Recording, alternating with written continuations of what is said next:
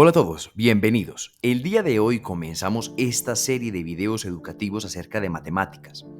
Estos videos se van a dividir en 4 secciones. Tendremos una sección de aritmética, que es la que estamos empezando el día de hoy, una sección de álgebra, una sección de geometría, en donde también estará incluida la trigonometría, y una sección de conocimientos muy importantes, pues muchos ejercicios del ICFES tienen que ver con estos, por ejemplo, los porcentajes, la regla de tres, las razones, la probabilidad o la combinatoria. El día de hoy empezaremos con un concepto muy importante que es la jerarquía de operaciones. En la página web oficial se encuentra antes de esta sección la sección de campos numéricos. Damos por sentado que para este punto se sabe que existen distintos tipos de números y se sabe cómo operar los números enteros. Las operaciones de los números fraccionarios los veremos más adelante. Hace un tiempo salió en las redes sociales este problema matemático, en el cual se planteaba una serie de operaciones aritméticas básicas y era muy interesante ver cómo a muchas personas les daban números distintos. A algunos les da el número 1 y a algunos otros les da el número 9. El día de hoy aprenderemos cuál de esos resultados es lo correcto, cómo hacer para evitar esta ambigüedad en los ejercicios y cómo debemos siempre proceder. Eso es lo que llamamos la jerarquía de operaciones. Esta está muy bien definida y nos dice que lo primero que debemos de realizar es lo que está entre paréntesis, llaves y corchetes. En segundo lugar, las potencias y raíces. En tercer lugar, las multiplicaciones y divisiones. Y en último lugar, las sumas y restas. Vamos a aclarar unas cuantas cosas antes de hacer un par de ejemplos. Cuando decimos que primero tenemos las paréntesis, llaves y corchetes, tenemos que entender que estos símbolos nos permiten agrupar parte de la operación que queremos darle una mayor importancia, un énfasis. Por lo tanto, cuando tengamos unas llaves, unos paréntesis, ahí dentro va a haber otra operación que también tendremos que realizar siguiendo esta misma jerarquía. Es más, dentro de esos paréntesis, llaves y corchetes podría haber otros símbolos para agrupar. Es ahí cuando se suele utilizar otro símbolo distinto para evitar como una repetición. O sea que dentro de los paréntesis se suele usar llaves y dentro de las llaves se suele usar corchetes. Aunque si se usan en reiteradas ocasiones paréntesis no implica que esté malo. También hay diferentes, digamos, contextos en los cuales es más común el uso de corchetes, llaves o paréntesis para agrupar. Otra cosa que es muy importante dejar clara es que generalmente se pide siempre que se realicen las operaciones de izquierda a derecha, siempre. ¿Qué ocurre? Ocurre que en el siguiente video vamos a aprender que las potencias y las raíces fundamentalmente son lo mismo. Y por lo tanto, hacerlo uno antes o después, si se hace bien y se siguen las reglas al pie de la letra, no va a causar ningún tipo de problema. Igualmente, la suma y la resta es lo mismo. Realmente cuando estamos restando, estamos sumando números negativos, como se vio en la parte de campos numéricos de la que hablaba al inicio. Pero en la multiplicación y la división sí puede cambiar mucho el resultado. Por este motivo es importante realizar esta tercera fase de multiplicación y división de izquierda a derecha. O podemos evitar esta ambigüedad de este problema dejando de utilizar este símbolo de división que aparecía en el problema original y utilizando más bien el símbolo de fracción, que más adelante veremos porque es muy útil ese símbolo, nos evita todo este problema de ambigüedades. ¿Cómo resolveríamos este problema? Bueno, según la jerarquía de operaciones, lo primero que tenemos que hacer es lo que está entre paréntesis. Por lo tanto, sumamos ese 1 más 2 y nos queda un 3. Ahora tenemos una división y tenemos una multiplicación. Como les digo, como tenemos este símbolo de división, entonces para evitar problemas y que nos dé todos el mismo resultado, lo ideal es proceder de izquierda a derecha. Entonces dividimos 6 entre 2, eso nos da 3, y multiplicamos 3 con 3 y eso nos da 9, eh, el, que es el resultado correcto. Aquí tenemos otra operación, justamente para recalcar lo que digo de que dentro de las llaves, en este caso, pueden haber otros símbolos de agrupación. También es importante que mientras se está aprendiendo, se puede seguir y se debe seguir al pie de la letra la jerarquía de operaciones. Pero en la práctica, por ejemplo, dentro de las llaves tenemos dos paréntesis. Esos dos paréntesis son ambos símbolos de agrupación y se deberían realizar, según lo que mencioné, de izquierda a derecha. No obstante, como el uno no afecta al otro, entonces podríamos realizarlo al mismo tiempo. Pero como digo, eso se va consiguiendo con práctica. Así que lo ideal en estos casos es que lo realicemos de izquierda a derecha. Vámonos primero con el paréntesis que da dentro de las llaves. Porque claro, la jerarquía de operación nos dice que ese más 10 que está fuera de las llaves nos preocuparemos de luego de realizar todo lo que está dentro de las llaves. Y dentro de las llaves tenemos unos paréntesis. Por lo tanto, vamos primero a preocuparnos por lo que están los paréntesis. Dentro del primer paréntesis de la izquierda tenemos una suma, una resta y tenemos una multiplicación. Realizamos primero la multiplicación como nos dicta la jerarquía de operaciones, 2 por 3 nos queda 6.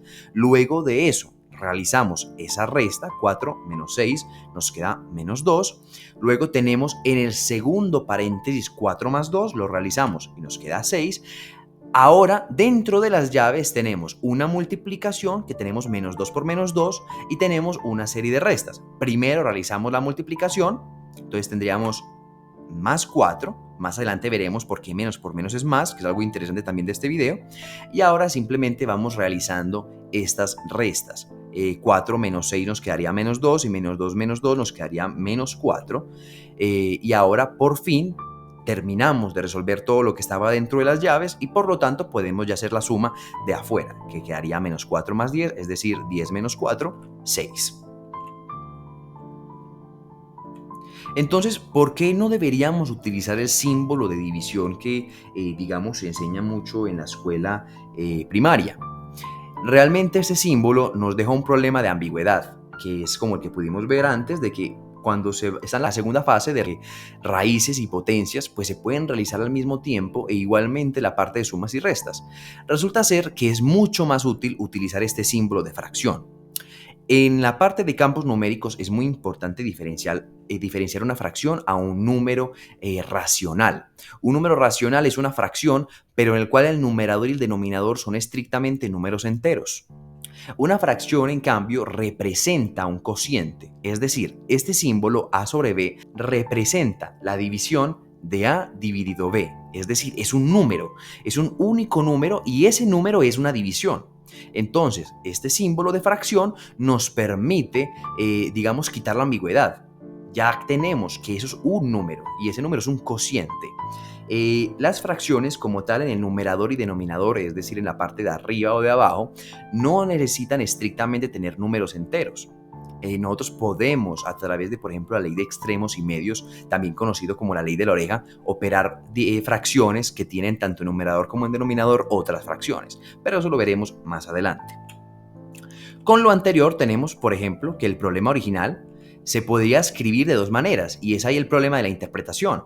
Por un lado, nosotros podríamos haber tenido 6 sobre 2, es decir, hacer la división primero, el 6 dividido 2, y eso multiplicarlo por el resultado de 1 más 2, que es lo que nosotros hicimos, era lo ideal, eso es lo que nos daría 9, que claro, es lo ideal dada la ambigüedad.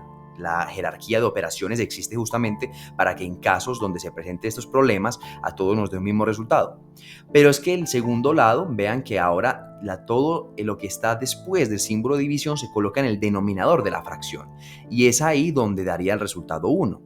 Entonces, por este motivo es mucho más cómodo utilizar el símbolo de fracción. Es muy importante tener en cuenta que cuando se tiene una fracción, lo que queda en el numerador y en el denominador son dos operaciones en sí mismas y se deben de realizar de forma autónoma siguiendo a su vez la jerarquía de operaciones. Ahora bien, nosotros podemos, digamos, operar el numerador y el denominador conjuntamente a través de lo que llamamos simplificar o amplificar, pero eso es algo que veremos en un próximo video. Finalmente, vamos a ver la ley de signos. La ley de signos es bastante clara, nos dice que más por más es más, que más por menos es menos y que menos por menos es más. Lo que yo pretendo en este video es demostrarles que menos por menos es más. ¿Por qué? La ley de signos solamente se puede usar cuando tenemos multiplicaciones de números. Cuando tenemos sumas, recordemos que nosotros agrupamos todo lo que está positivo, agrupamos todo lo que está negativo. Pero cuando tenemos multiplicaciones, nosotros tenemos, antes de multiplicar los números en sí mismos, tenemos que multiplicar los signos. Y se hace a través de esta tabla. Bueno, el que más por más de más no es nada sorprendente. porque recordemos que una multiplicación es una suma reiterada. Entonces, decir que más por más es más, pues es claro, porque estamos aumentando un número que ya en sí mismo era positivo. El que más por menos de menos puede parecer un poco más extraño, pero lo podemos pensar de una forma similar al razonamiento anterior. En el anterior estamos aumentando una cantidad, entonces iba a quedar más grande, pero es que estamos ahora en más por menos, estamos aumentando una deuda. Si estamos aumentando una deuda, nos va a quedar una deuda aún mayor y por lo tanto debería quedar negativa. Ahora bien, ¿por qué menos por menos es más? ¿Por qué una deuda multiplicada por una deuda debe quedar un número positivo? Bueno, veamos una demostración sencilla de este hecho. Para ello, supongamos que menos por menos es menos. Esto es lo que nosotros llamamos una demostración por reducción al absurdo. O sea, lo que queremos es suponer lo contrario y vamos a llegar a una contradicción. Y por lo tanto, eso que estábamos suponiendo es imposible. Para ello, consideremos la siguiente operación. Menos 3 multiplicado por 5 menos 5.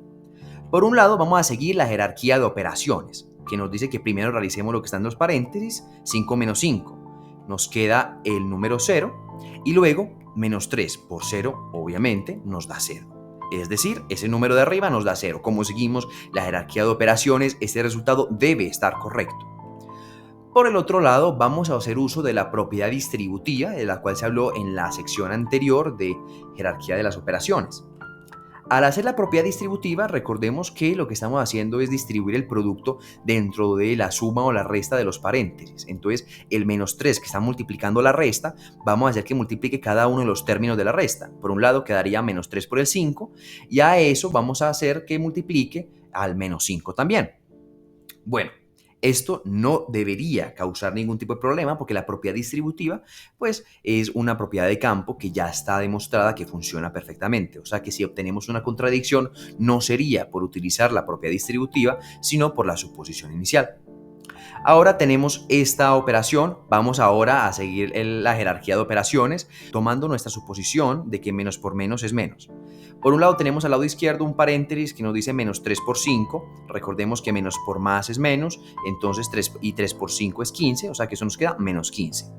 Y en el lado derecho tenemos otro paréntesis con otra multiplicación, pero ahora tenemos una multiplicación de dos números negativos. Tenemos menos 3 por menos 5.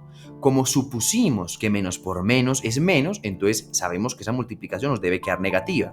Y 3 por 5 nos da 15, es decir, tenemos menos 15 más menos 15, y esto es menos 30. Aquí tenemos nuestro error, porque de la misma operación logramos llegar a que 0 es igual a menos 30, lo cual es absurdo. ¿El error dónde estuvo? Nuestro error estuvo al suponer que menos por menos era menos y por lo tanto menos por menos debe dar más. Bueno, esto sería todo por este video. Espero que les sea muy útil. Nos vemos en el próximo video en el cual vamos a tratar el tema de potenciación y radicación.